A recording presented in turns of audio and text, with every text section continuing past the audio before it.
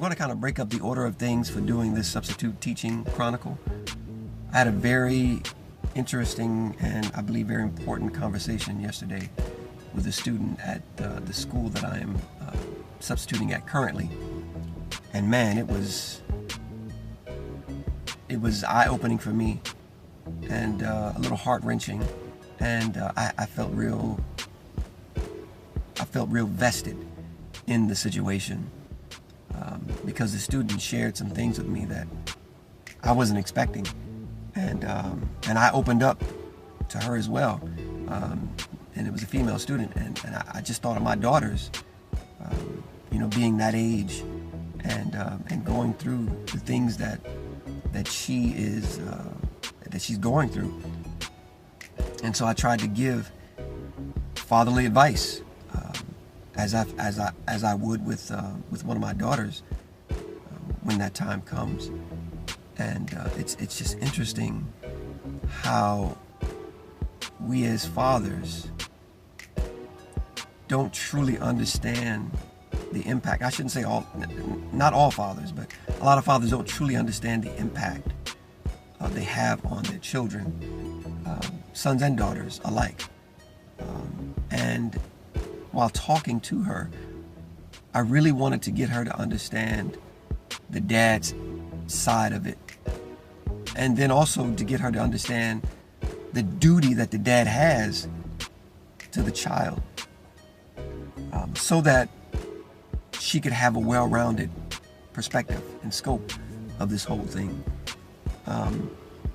And I hope that was conveyed.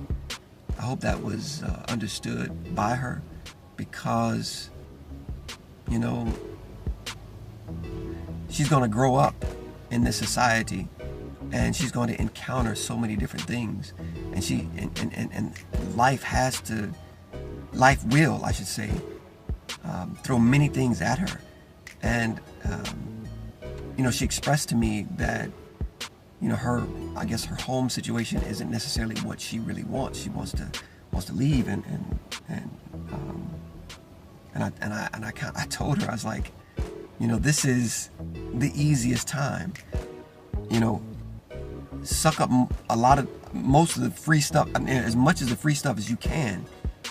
Get it all, because when it's over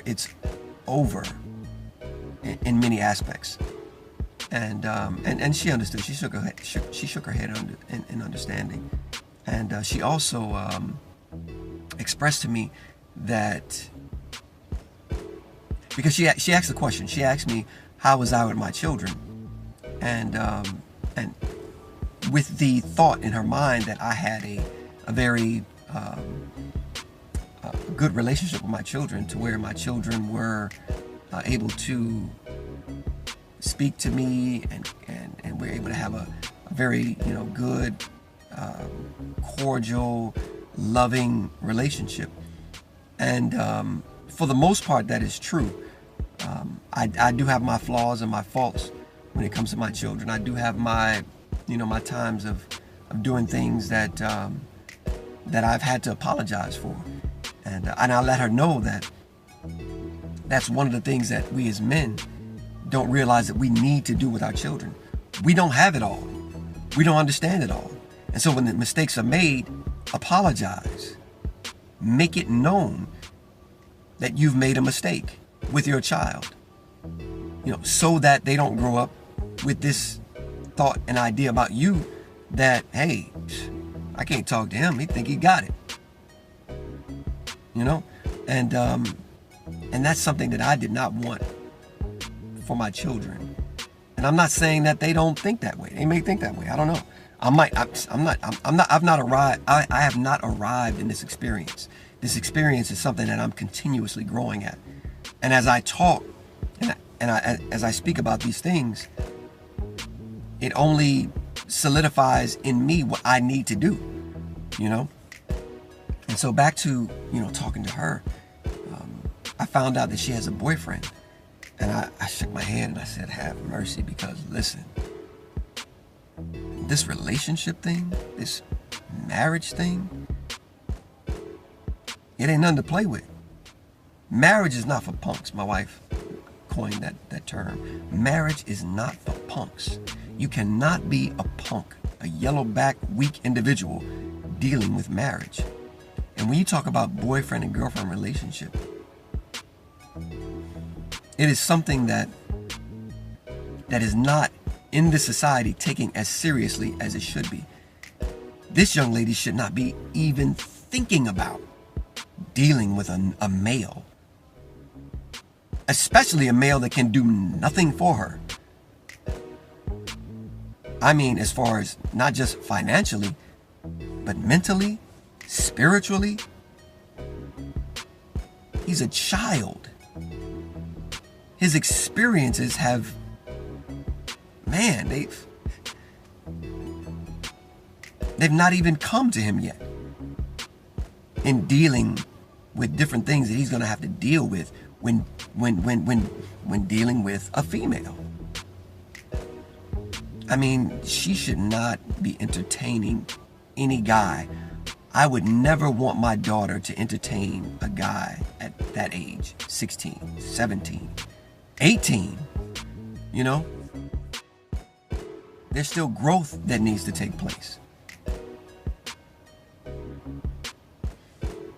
We have to get to the point where in our lives, as parents, as fathers, that we make it clear the love, the compassion, the desire for success, not just monetarily, but all around for our children. We can't sit idly by and just deal with the problems that are happening in our lives that we project upon our children and let that be the relationship. But I should say that we project upon our children and let that be the relationship. Because if we continue to allow, and I'm talking to myself, if I continue to allow the issues that I have and I face from day to day in this world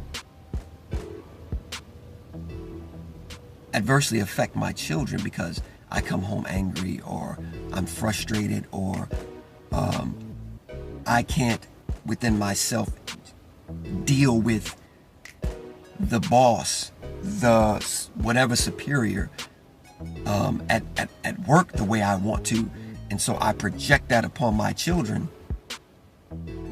My wife, man, it is something that is plaguing our society, I believe. You know, honesty with the relationship that we have with our children, fathers to daughters, fathers to son, it's got to be there. It has to be the number one thing that we covet when we leave these positions of work, when we leave dealing with the outside world. We should come home and give peace. Not expecting peace, give peace. And listen, I have not arrived in this situation. I'm speaking to myself. The toes I'm stepping on right now are my own. I just felt the need that this morning that I wanted to share that. There's more that I talked to the young lady about, and maybe I'll get into it at another time. But for right now, the main thing that stuck out in my mind concerning that conversation was that I felt that the relationship between she and her dad, maybe even she and her mom, was not what it should be. It's not what it should be. And it's unfortunate. But we got to come up higher, fathers. To all the dads out there, we have to come up higher. We have to step above what our fathers, grandfathers have done.